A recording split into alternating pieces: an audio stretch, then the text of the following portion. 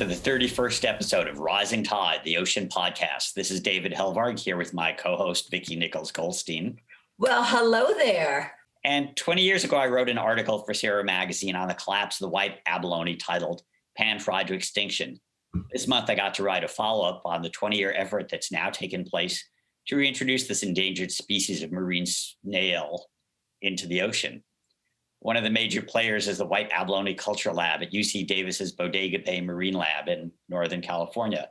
Its director and lead scientist is Dr. Kristin Aquilino, who runs their White Abalone captive breeding program. Kristin works with a range of partners, including state and federal agencies, tribal nations, aquariums. She's also a NOAA Species in the Spotlight hero. So, Kristin, what kind of culture do white abalones have? Well, I'm a little biased, but I think they're the most adorable marine snail that we have on this planet. And I have the privilege of running a very specialized nursery and fertility clinic to help save their species.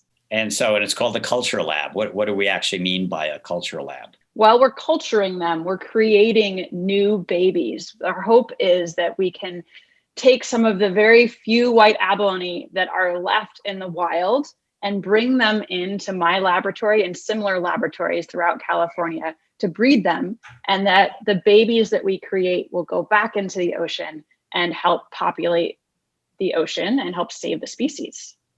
How many different species of abalone do we have on the West Coast? We have 7 species of abalone on the West Coast of North America. Most of them have been heavily overfished, and many of them are imperiled. So we are doing a lot to save the white abalone. There are also breeding programs and restoration programs going on for many of the other species on the West Coast of North America. Because we've been eating abalone a long time. Not as long as they've been around. They've been around for 100 million years. Their fragments are found in rocks. Native Californians were, eating them 10,000 years ago at least. And their shells are found in their middens. But it's really only the last century that we've really sort of pounded them down, pounded and pan-fried them. What happened? Well, people developed a taste for these animals. People have always had a taste for these animals. Maybe I should start by saying that people have had a really strong interaction with abalone for as long as people and abalone have existed in the same place together. Native people have cultures, traditions, origin stories that revolve around abalone.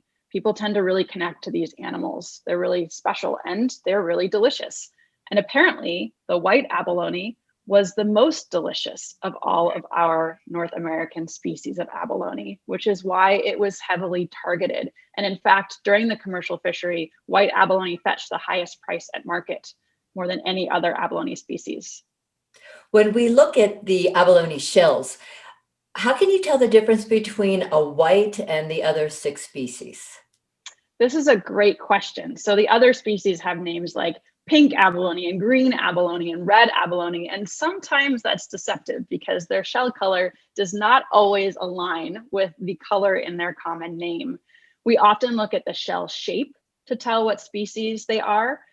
Abalone have a series of holes on the top of their shells called respiratory pores. Water goes through those holes to go over their gills and help them respire. And that's also where they release gametes, eggs and sperm, and their feces.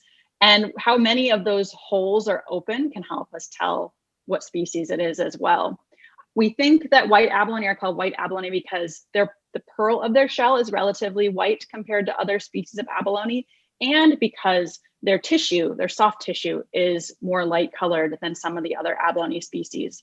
When you come across an abalone in the ocean, it looks a lot like a rock, or a muppet, as I like to say, because it can be completely covered with sponges and worms and clams and algae, all sorts of things that make it almost indistinguishable from the rest of the substrate around it. But if you come across a white abalone in the wild, because of that white tissue that's just peeking through those respiratory pores, you might see a series of 4 to 5 little round white circles. And that might let you know that that's an abalone there as opposed to the rock next to it. This is the scary part of it, is that when I moved to California in the 70s, abalone was part of the sort of cultural cuisine, barbecuing and fruit salads and avocados and abalone. And it was common. We lived in a cliff house in San Diego. We had shells lining the window looking out on the ocean.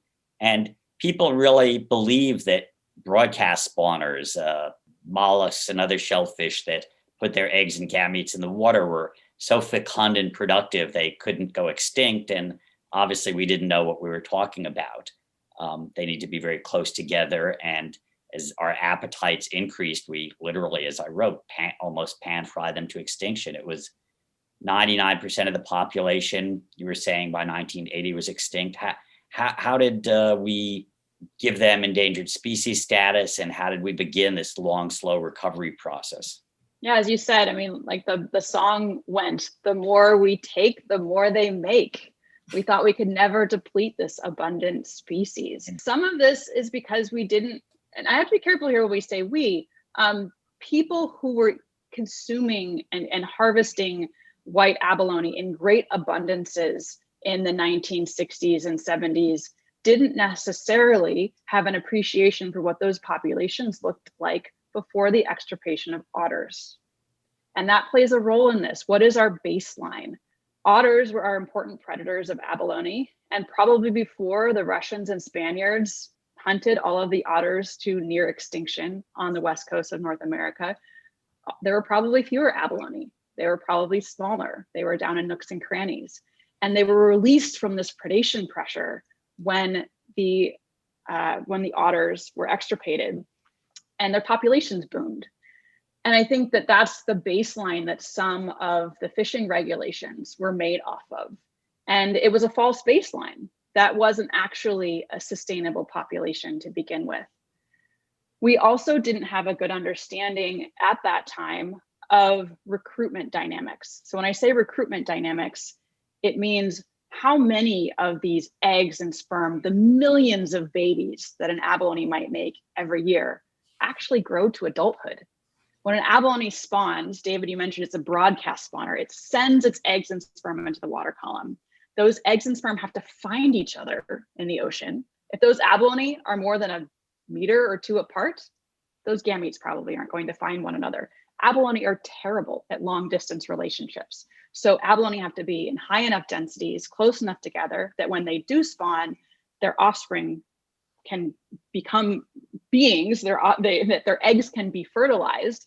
And then that tiny microscopic egg, which is about the size of a vanilla bean seed. Next time you have a nice bowl of ice cream with real vanilla bean seeds in it, look at how small those seeds are. That's how an abalone starts its life.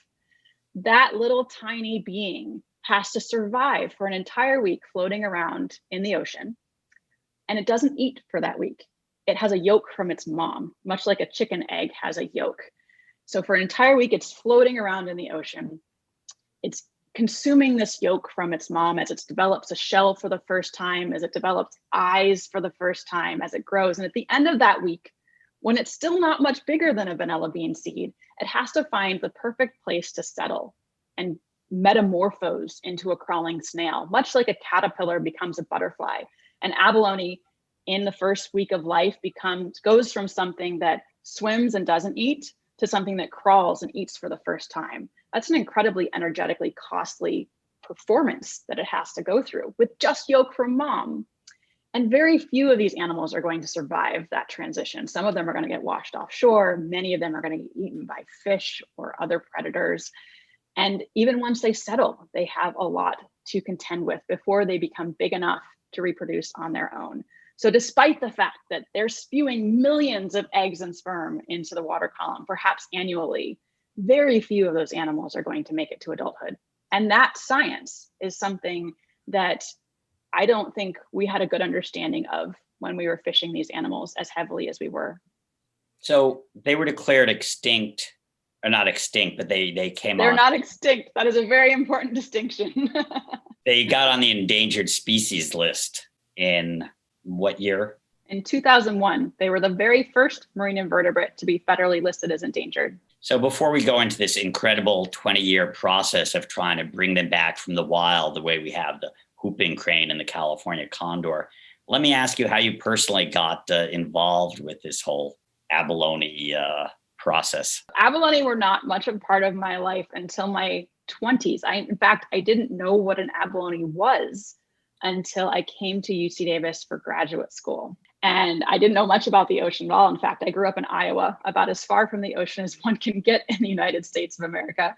Despite trips to the beach for vacations growing up, I didn't know a lot about what lied beneath the sea. But when I came here for graduate school, I fell in love with the ocean, especially intertidal zone, all of the critters that live in tide pools. I was fascinated by them. And when I was at UC Davis Bodega Marine Laboratory as a graduate student, I not only fell in love with the ocean, but I also fell in love with a fellow human being who learned to dive for abalone when he was young. He was about 11 years old when he learned from his uncle. And every year he came to the Northern California coast with his family to dive for abalone. It was a huge part of his family tradition. Our third date was diving for abalone. I guess I should even back up and say that we met scuba diving to survey red abalone populations on the Northern California coast with the California Department of Fish and Wildlife. And yes, our third date was free diving for abalone. My engagement ring, which I still wear years after marriage, is an abalone pearl. And we couldn't wait to teach our kids to dive one day. So you've had a successful spawning event. That's right. We have 2 children. And it's really interesting. So David, you mentioned people having abalone shells just strewn about their yards as decoration because there were so many of them. My family is the same way. We have these shells that have been collected for generations, and we have displayed them in our yard and around our house. In fact, during our wedding, our guest blessed abalone shells for us and gave us wishes via abalone shells on our wedding day. And many of these shells have become playthings of my 6-year-old. And she has her own abalone farm at home with these shells, just like mom. And as much as this gives me so much pride that my 6-year-old pretends to do the same thing at home that mom does at work, it also makes me very sad because her main interaction with these animals is as shells and as a farmer, not as someone who goes into the ocean and collects the gifts from the sea. And I really want to make sure that she still has that strong connection with the ocean, that we can restore these populations to a place where our kids and grandkids can interact with these animals in their natural habitat. So Kristin, how this really ties into your work now. So given that you're devoted your life to your work, how successful is this effort to grow them in a lab, get them to the point where they can go back into the ocean? What are we looking like at success rates? I'm going to start at the beginning because it's interesting. When white abalone were first listed on the ESA list, the endangered species list in the US, we thought they'd be a relatively easy species to save. Not only are there abalone on every continent except for Antarctica, there are also abalone farms on every continent except for Antarctica. We know how to make lots of them in a laboratory or aquaculture setting. So we thought that if we took 20 or 30 of these animals from the ocean, from the remnant population, put them in a breeding facility, we'd be able to make millions of babies easily and put them back out into the wild. We thought the most challenging thing was to figure out how to get them back out in the wild. And in fact, this view of how this program would go very much manifested itself in the early years of the program. So in 2001, and in the year 2000, we collected about 20 of these remnant animals from the ocean, brought them into a facility in Southern California, spawned them, and created over 100,000 juveniles. Considering there are only a few thousand white abalone left in the wild, this was incredibly successful. Unfortunately, when those animals were about a year old, 95% of them died from disease. The disease is called withering syndrome. And at the time, we knew this disease existed in abalone populations on the west coast of North America, but we didn't know how badly it affected white abalone, and there was nothing we could do about it. The things that really helped bring this program to where it is now is a better understanding of this disease. So around this time, the National Oceanic and Atmospheric Administration tried to look for a place to house this program that had the expertise in disease that was necessary to save this species. And they look no further than us here at UC Davis Bodega Marine Laboratory, because we happen to house the state's shellfish health expert. At the time, his name is Jim Moore. So Dr. Moore and his colleagues were instrumental in identifying and tracking and learning to treat this disease, weathering syndrome. And he and his colleagues developed an antibiotic bath treatment. You could put the animals in this bath, it would rid them of the bacterium. And as long as you put them on treated seawater to remove any of that bacterium coming to the system, they would remain healthy. The other kind of tangent thing that Dr. Moore and his colleagues did was they developed a shell waxing treatment for the abalone. I mentioned earlier that when abalone are in the wild, they look like Muppets. They're covered with all of these other organisms, and some of those organisms can bore into the abalone shell, making the shell brittle and opening up space for infection. Since we have to handle these animals in captivity a lot, we want to make sure that they have really healthy, robust shells. So the shell waxing treatment is a combination of organic coconut oil and organic beeswax. You melt it together and paint it on their shell, and it suffocates any of those boring organisms that are on that shell. So I like to say that between the cleansing antibiotic baths and the exfoliating waxing treatments, we have the most pampered snails in the world here at Bodega Marine Laboratory. We are like the Sonoma County spa retreat for endangered white abalone. And getting these health issues under control have been incredibly instrumental in the success of this program. Unhealthy animals are not going to be in the mood. Doesn't matter if they're humans or they're snails. And it's really important to have healthy animals to get them to become reproductive and release their gametes. So that way we can create the babies that we need to save this species. Now I feel very privileged because I got to witness, I won't call it a white abalone orgy, but a reproductive event that you encouraged. Tell us how you encourage them to reproduce. It's very romantic, David. We put them all in their own individual buckets with this love potion that's a hydrogen peroxide solution, and it makes them release whatever gametes they have. So each animal is in its own white bucket. We put them in the solution before dawn. It takes a while to kind of soak in and make them release whatever they have to give us. But usually about 3 or 4 hours into this solution, they release their eggs and sperm, and we're able to combine those at really precise ratios to have the highest fertilization rate possible. So the day that you got to join us, David, we had 5 females spawn, and 1 male spawned a piddly amount of sperm, but it was enough to fertilize most of the eggs that we got. Those 5 females spawned 5.7 million eggs. And with all of the embryos that we produced, we were able to ship some to our partner facilities throughout the state of California. So 7 total facilities took these animals, and they were actually flown via a group called Lighthawk to Southern California the day that they were spawned. And they got to go into their new homes at Aquarium of the Pacific and Cabrillo Marine Aquarium and the Cultured Abalone Farm, Southwest Fisheries Science Center, the Bay Foundation, and Moss Landing Marine Lab, basically on the day that they were spawned, in addition to having their nursery space here at Bodega Marine Laboratory. And all of these partners are really key in saving the species because we all have different amounts of expertise. The abalone farms have been culturing abalone for decades. They have a lot of really great knowledge about how to get abalone to tick in a captive setting. And we basically take their best methods and we tweak them to make them more appropriate for this endangered species. And the other partners as well have an incredible amount of scientific expertise. Many of them are public aquaria, so people can go in and see these animals and watch their development, which is really, really cool.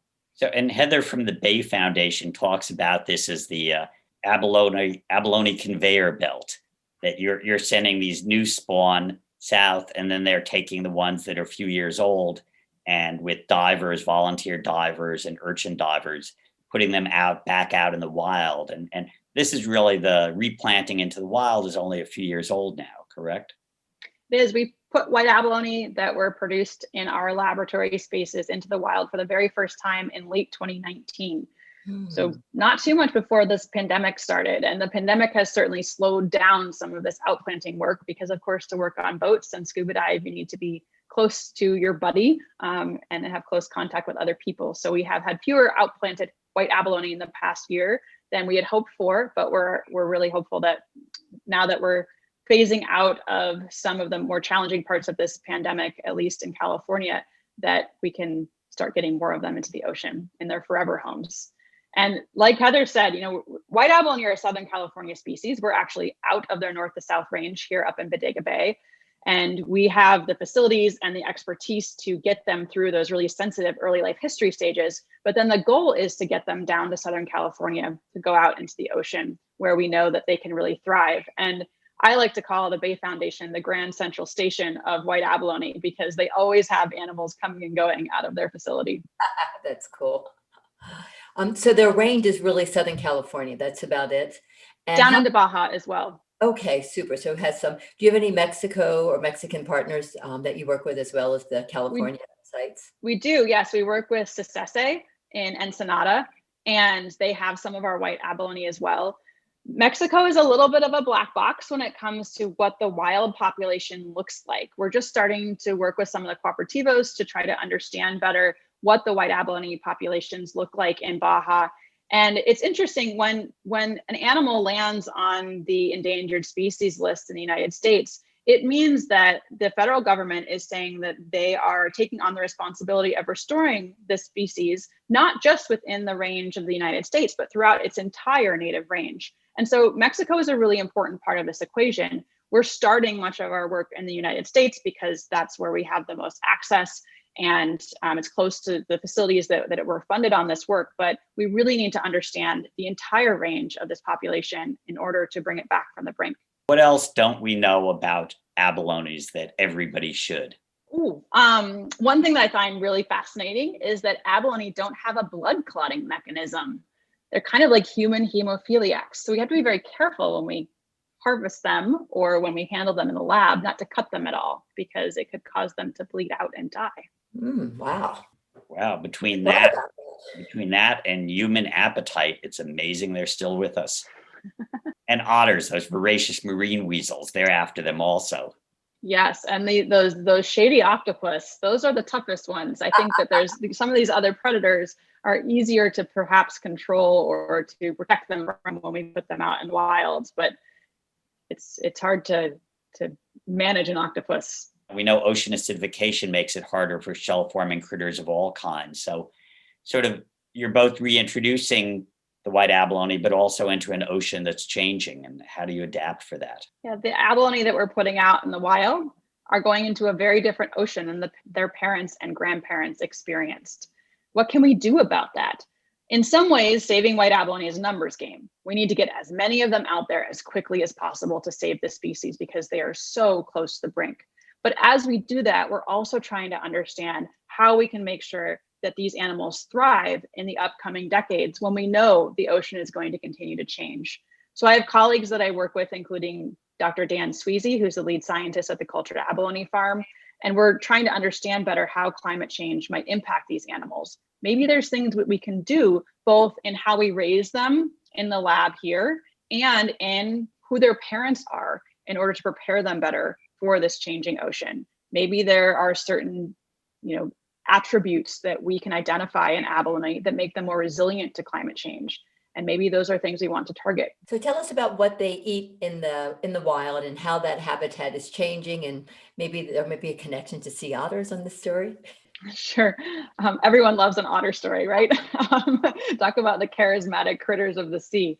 So abalone eat algae. They love seaweed. They love giant kelp. Abalone in our lab mostly eat giant kelp, but we also feed them other things because just like my 6-year-old who would prefer to eat sweets all the time, giant kelp is a little bit like a sweet to an abalone. It's delicious, but doesn't have a lot of nutrients or all of the nutrients that they need. So just like I try to sneak some greens to my kids, I also sneak some red algae to my abalone. We use a red algae called dulse.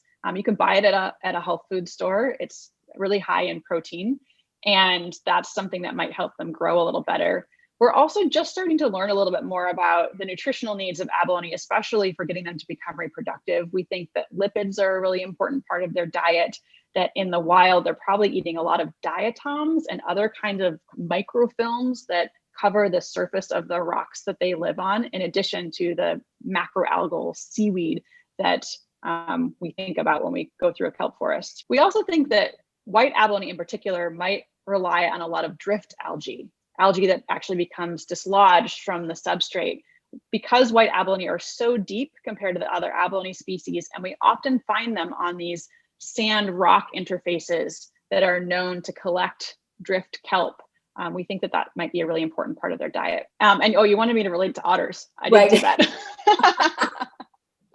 I mean, ultimately, we care about restoring ecosystems, not just restoring a species.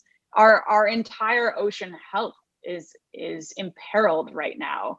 We have sea star wasting disease. We have lots and lots of animals that have been overfished. We've had these warm water blobs and El Niños that have really decimated populations. Harmful algal blooms are a really big challenge. And because of that, and because of a lot of human influence, these ecosystems are out of balance and out of whack. It's kind of funny because there are some people who say, like, well, what does it mean that both otters and abalone are listed as endangered? How can you save both of them? Isn't that a conflict if one eats the other one?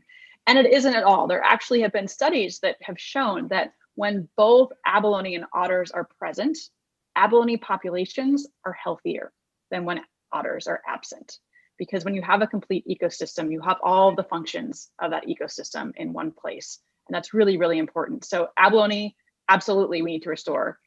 Otters, absolutely, we need to restore. We need to look at this holistically. It's a hell of a lot easier to conserve a species at the get-go than it is to try to bring it back from the brink of extinction. This process of saving a species is also holistically thinking about ways to save ourselves. And I often tell people that what we are doing is saving white abalone, but we are also saving human beings, because it is really important to have these intact ecosystems, these healthy populations, in order to support human life on this planet. And so I would really, really like to see some of these outplanting sites that we've established become self-sustaining. I want to see evidence that these animals are spawning and reproducing in the wild, not just in my lab. Yeah, well, that's a wonderful goal. And I certainly hope that you are successful. So from the lab to the wild, we're hoping and we're thanking you again, both for your work and for being with us today on Rising Tide. We really appreciate Thanks, David. it. Thank you so much.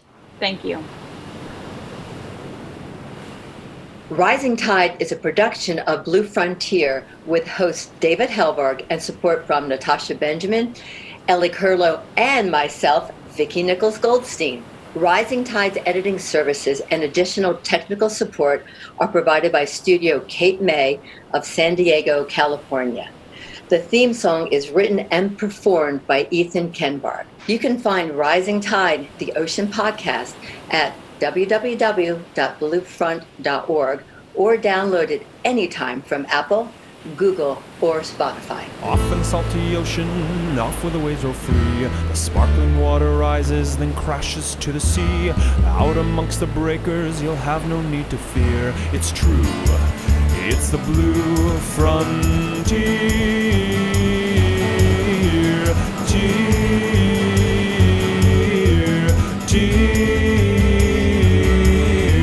Off in salty ocean, off to the Blue Frontier. Sparky, come here, buddy. Sparky! There you are. Good boy, Sparky.